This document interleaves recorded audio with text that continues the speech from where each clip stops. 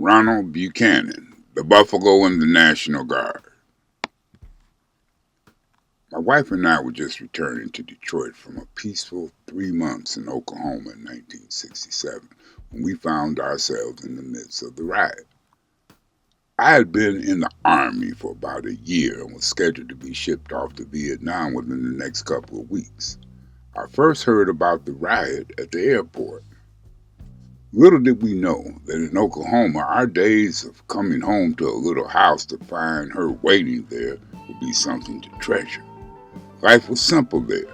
For the hot Oklahoma days, we were issued something just short of an air conditioner, a little gadget that blew water against the fan, turning it into a cool mist. At quiet little picnics, we watched the buffalo roam right before us.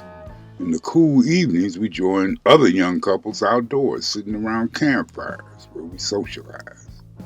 The day we were to return to Detroit, I went to the administration office to pick up my papers. The administration officer, reading my papers, said, "Detroit? You know they're rioting in Detroit. I wonder why they're burning their own city down."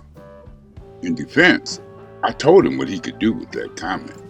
Driving to Detroit from Metro Airport, then Inkster, my parents' home, we did not see anything wrong until we got close to the Davison Freeway. We were headed to my wife's parents' home, just across Davison on Deering, a street bordering Hamtramck, a predominantly Polish city at the time. On the Davison service drive heading towards the Hamilton exit, we were shocked to see a large crowd of people.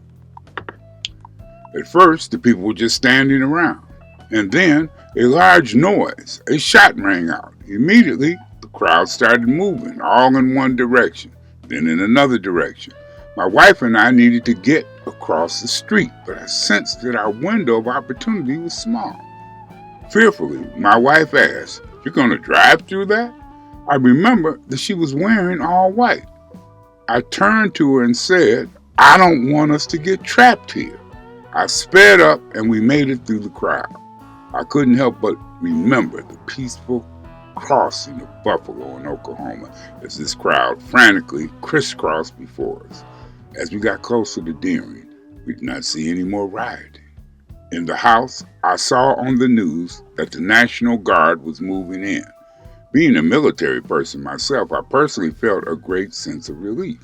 Even if 1,000 Detroit cops were coming in, I would have been worried because I believe the citizens would have been more agitated at the sight of them.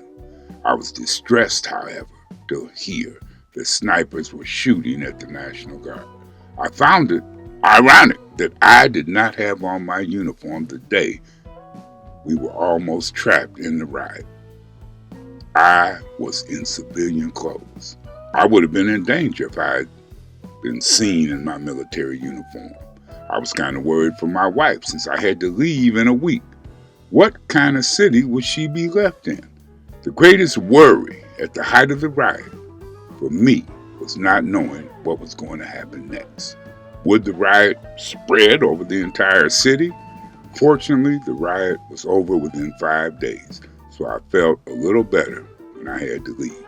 Unfortunately, when I later returned from Vietnam, I saw how much Detroit had changed.